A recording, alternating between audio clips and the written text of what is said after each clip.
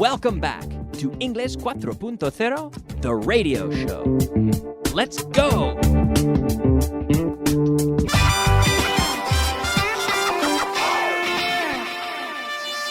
Intermediate. Hello, ladies and gentlemen, and welcome back to the intermediate portion of the class. Looking at class number 103 today, 103. And starting, as always, with a review of the material that we saw in the last class. Now, yesterday, we were looking at the verb to sleep. To sleep. Every day I sleep. Yesterday I slept. Lately I have slept. Now, that's an interesting verb in terms of pronunciation because we have to remember to say sleep, not asleep. There's no vocal sound. There's no voiced There's no E in front of the sleep. Sleep. Sleep. Yesterday I slept. Slept. Lately I have slept. So we have that T sound there, but we're not saying slepid. No, we're saying slept with a T, S-L-E-P-T. Okay? Now, did you sleep well last night? Did you sleep well last night? Yes, I slept well last night. Have you slept well lately? Yes, I've slept well lately. Did you sleep at home last night?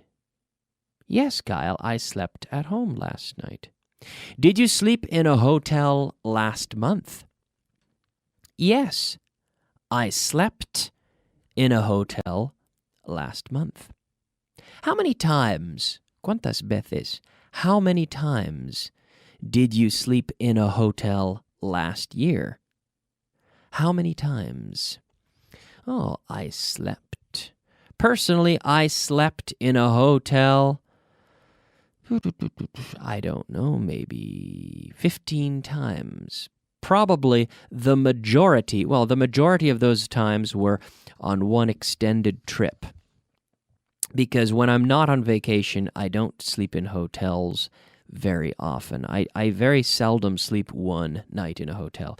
Usually I go if I'm traveling. And last summer, I went to Mexico, and I slept in a hotel for a week. Yeah. Now, have you ever slept under the stars? We say to sleep under the stars, to sleep outside, under the stars. Now, if you're sleeping under the stars, then you don't even have a tent. I've done that. I've slept under the stars in Canada in the summertime. It's very nice.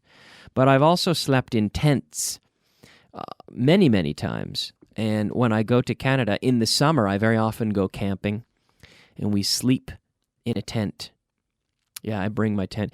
It's very nice. Where I'm from, there's a very nice national park, and I can go with my family. It's sort of a tradition of ours. We go camping. We take our canoe. We have our own canoe, and you go to a lake. Now you bring with you a tent, a box of food, a cooler for food that has to be refrigerated or kept cold, and you bring some good drinking water and things that you need, and you park the car, you put everything in the canoe, and you canoe out to an island in a lake, and you go to the island, you set up your tent, set up your tent, and you stay there camping on a little island in Canada, and it's a wonderful experience. It really is. It's incredible, and you can go for certainly 24 hours without seeing a single person. It's very nice. Nothing, no traffic, no mobile phone, just you and some birds, some loons, which are similar to ducks, common in those lakes. Maybe you see some deer, beaver, squirrels, different animals, but very peaceful, very nice, a nice way to disconnect from the busy lifestyle and go out, and of course we sleep in a tent. Yeah, Very nice. I recommend it. Camping trip to Canada. Good idea. Now, do you have problems sleeping when it's hot? Because I do. I have problems sleeping when it's hot. Have problems plus gerund to have do you have problems sleeping when it's hot? I do. In Madrid, I have problems sleeping in the summertime when it's hot. Now, are you sleepy right now? Are you sleepy? Oh, I'm sleepy. I'm really sleepy. I'm I'm sleepy right now. That's the problem. I'm sleepy. I'm not asleep, but I am sleepy. I'm a little bit tired today. I don't know why. I've worked a long day. I taught a lot of classes, so I'm sleepy. It means I'm tired. Yes, a little bit. Not too bad, though. Did you sleep well when you were a baby? Yes, I slept well when I was a baby. So make sure that you can pronounce this. Listen to me one more time. Sleep, slept, slept. Every day I sleep. Yesterday I slept. Lately I have slept. Okay? Now, the second part of class 102, we were practicing with must. Must. So, must people be good to each other? Or do you think people must be good to each other? Yes, people must be good to each other. Must doctors think about the well-being of their patient or their patients before everything else, do you think? Yes, Kyle, I think doctors must think about the well-being of their patients before everything else. They must make that their priority. Now, yesterday, did you have to listen to this show, or was it your own choice? Oh, it was my own choice. Yes. Yeah. So in the past, we say had to. Did you have to? Yeah. My mother said I had to listen to the show. When I was young, my mother said I had to study. I had to do my homework. Kyle, you must do your homework. I had to do my homework. Must you study every day? Yes, I must study every day. Do you think people must be kind to each other? Yes, people must be kind to each other. Okay, very good. So we've had a little review there of yesterday's material, and we can move on into today's class. But as we always do, let's get started with our word of the day. Word of the day. Yes, it is time for the word of the day. The word of the day today is huge. Huge, which is enorme. Huge. Hong Kong is a huge city. It is absolutely huge. Beijing is a huge city. London is a huge city. Yes. Yesterday I was very hungry. I ate a huge piece of pizza. It was delicious. Yes. Huge. Very big. So we do have the word enormous. Enorme, enormous, but it's more common to say huge, huge.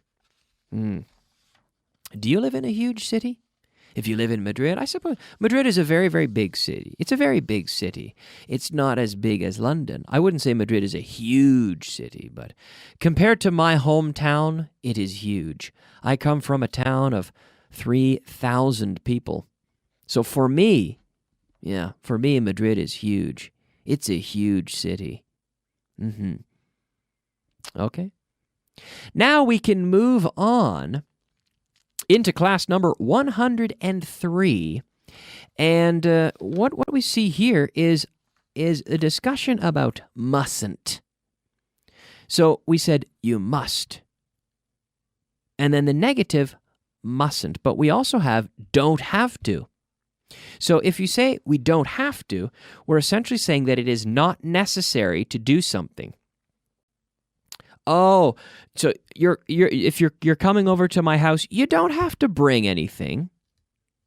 Now, I'm not saying you mustn't bring anything, because mustn't is no se debe hacer algo. It's prohibited. You're not allowed. You mustn't smoke on the bus. You're not allowed. Okay, it's different from saying you don't have to smoke on the bus. We would never say that. Oh, you don't have to bring anything.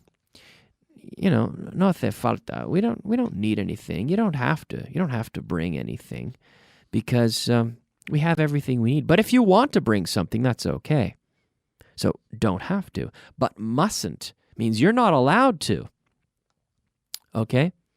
No debes hablar en la biblioteca. You mustn't speak in the library. Los pasajeros no deben hablar con el conductor. Passengers mustn't talk to the driver. Also, you mustn't smoke in the library. They don't like that. You mustn't throw objects from the balcony in the cinema. You mustn't speak to the bus driver. Sometimes they say that. Hey, you mustn't speak to the bus driver. He's busy.